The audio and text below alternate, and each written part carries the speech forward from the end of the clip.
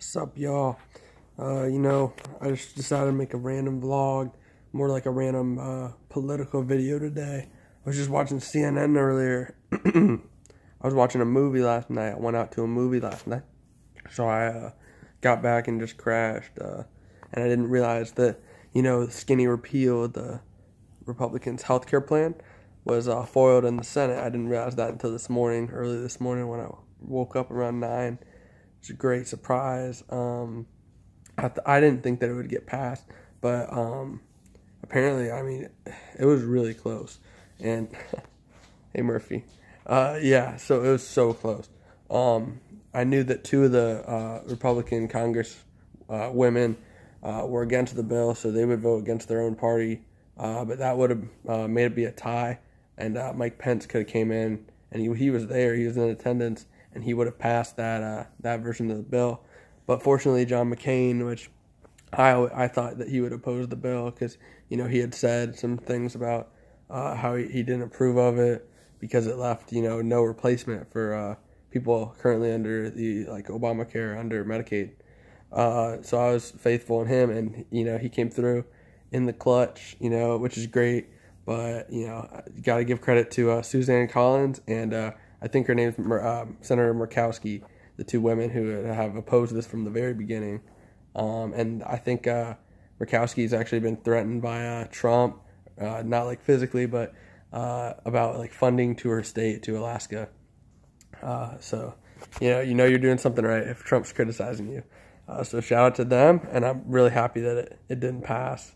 It would have meant I think it was 16,000 Americans at least would die because of lack of care, because of the hundreds of billions that it would have stripped from Medicaid. But yeah, so that was really good news. In the not so good news of the day, North Korea fired another intercontinental ballistic missile today, and what's important about that is that it was the Pentagon says an intercontinental ballistic missile, traveled about 1,000 kilometers, and it splashed down in the Sea of Japan. And it's not very worrying to us because I just feel like they don't have the technology yet. But if I was Japan, South Korea, I'd be very worried. As usual, they're just doing this to show force. But what's a little more concerning is they're really trying to move towards a missile.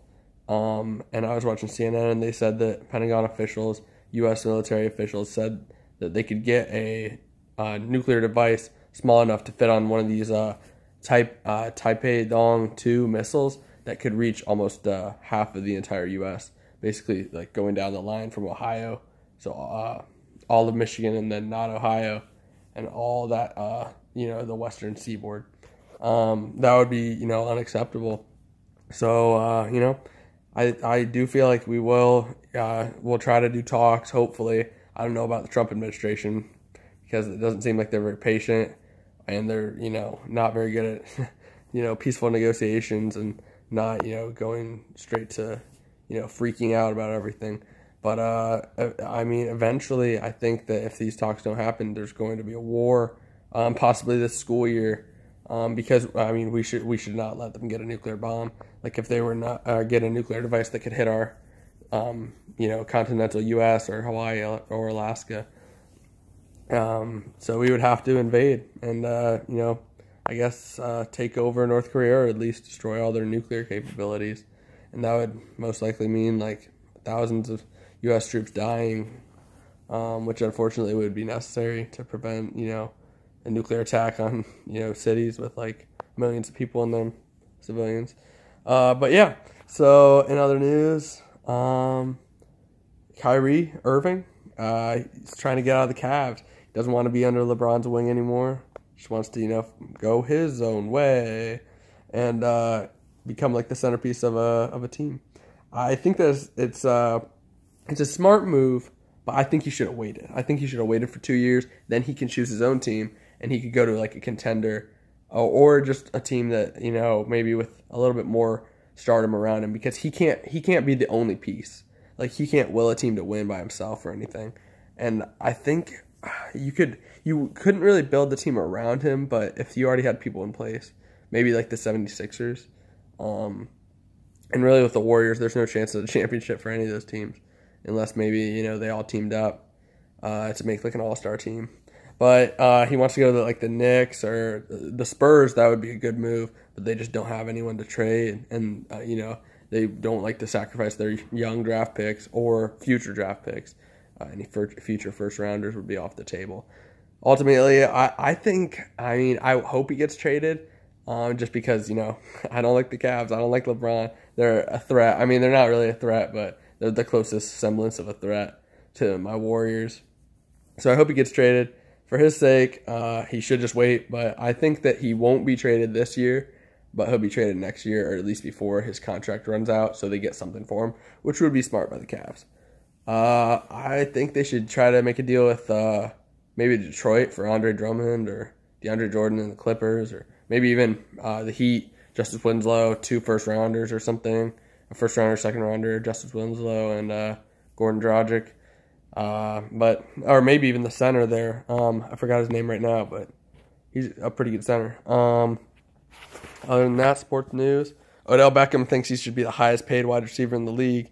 I don't think so. I think he will be, because I think his contract's up next. But regardless, he said that he wanted to be the highest paid player in the NFL. Some people have been saying, I was watching First Take this morning, that he's more valuable to his team than Tom Brady is to the Steelers, or to the Patriots, or that Big Ben is to the Steelers. But yeah, no, I don't think so. I think he's number 3 wide receiver in the league, maybe number 4. I'd put definitely Julio first, you know, and I don't like Atlanta, you know, being a Patriots fan. I mean, I don't hate him or anything, but still a little salty over that MVP snub, you know. The Falcons quarterback Matt Ryan over Tom Brady. But no, Julio 1, Antonio Brown 2, and then really Mike Evans or OBJ 3. You know, honestly, I prefer Mike Evans, but that's just because I'm a Bucs fan. Yeah, so I don't think he will. I think he'll be paid as the highest wide receiver, highest paid wide receiver, but not highest paid player. That's just ridiculous. But yeah, there's some craziness going on with the Cowboys too. There's this player, and he got signed. You know, I think a year ago. He's been pretty good punt returner, good kick returner. Then some dude with his name, like basically if a dude named Ben Stoltz, but not me, robbed a store, $40 worth of like stuff from a convenience store, and they arrested him. They arrested the Dallas Cowboys player miscorrectly, arrested him. He got cut from the team, lost his $665,000, and then they told him later, oh, it was a mistake. Cowboys won't re-sign him because they want to use him as like a scapegoat. Because usually they like take criminals and stuff, and they're fine with it, and they're like, okay, whatever, you know, as long as you're good, you can do whatever. That's why I hate the Cowboys, you know. Other than that, not a ton of news since it's, you know, preseason, but college football is coming up. I think it's like 30 days now, so that's really exciting. You know, I want to get back to school just because that means football. And in other football news relating to my life, I was just informed today that my dad is taking me to see Tom Brady and Jameis, as in the Bucs Thursday night matchup against the Patriots, and also we'll be going to the Lions game, Detroit versus Tampa Bay, and that one's in December. The other one's in October. Hopefully there's not like play practice or anything. I know the play won't be then. If there's play practice then, rip. I'm going to see Tom. Yeah, and Jameis. Yeah, I hope the Bucs win that one because, you know, it means a lot more for their season. And, you know, I'm a bigger Jameis fan than Tom fan because, you know, FSU, and I like his story, you know. And I like his culture. You know, how he always tries to win despite adversity, always keeps a positive attitude. You know, he's a good role model. But yeah, I just mentioned the play. I found out what play I'm gonna be in and what musical I'm gonna be in. First one's called She Kills Monsters. It's like it's a fantasy play. It's interesting, you know. We're gonna see how it is, but you know, it always works out. That's the thing I always say during Child's Productions. It always works out. It's always awesome. That's just how we do. And then Cinderella as the musical. Y'all know I don't really know how to sing, but it should be fun. You know, everyone loves that. You know, like in the community, everyone knows that, so it's a known entity. Should be good. I'm excited about that. Not stressed, just excited. But yeah, I'm not stressed about school either because, you know, it should be an easy year. Should be a fun year, senior year, and I just have to read my summer reading. That's what I'm supposed to be doing right now. But whatever. If y'all don't know, okay, yeah, I know there's a stain on my shirt, by the way. It's pizza sauce. I'm sorry. I was eating pizza rolls earlier. I didn't think I'd vlog, but I was just feeling like vlogging, trying to put off the summer reading.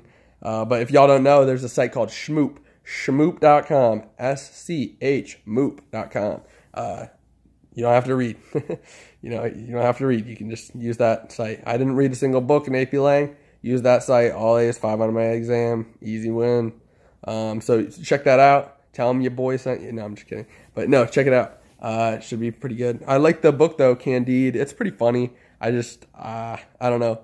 It's tough because like when you know your parents or when you know your grandparents were around, there wasn't any Netflix. There's no like better options than just reading. But now it's a little harder. I'm watching Last Chance U on Netflix. It's a great season. Not as good as the first one, just because the first one was all new. You know, you really just can't be the first one just because it was the first experience. But shout out to Chauncey Rivers, you know, he's trying to make it for his mama. The reason I say that is because there's a SoundCloud song that he made. He's a rapper and a D-end for EMCC, football team that the documentary is about. Chauncey Rivers, and he's trying to, you know, make the Georgia football team, you know, get a scholarship from his JUCO team to go to Georgia to, you know, meet up with his mom again. And he has this song called For My Mama. It's a really good song. You should look it up. It's by King Supa, which is his SoundCloud rapper name. But yeah, other than that, I'm going to be signing out. You know, peace. I hope y'all are having a good summer. 2 weeks left. Enjoy it, but be ready for school. Get all that back to school shopping in. Get all that last minute homework if you have any. Shmoop.com. You know, comment below if you use Shmoop.com and what you like to use. You know, Slater is the GOAT. You know, for understanding homework, not for cheating, but for understanding. Other than that, you know, you got, I forgot what it's called. It's like, it's not Shmoop, but it's, tell me your favorite, like, shortcut websites. Because, you know, why not use shortcuts? Anyway, peace out. Have a great day. God bless. Go Blue. Go Warriors. Go Doves, you know. You know what I'm saying. Anyway, go Noles. Peace out.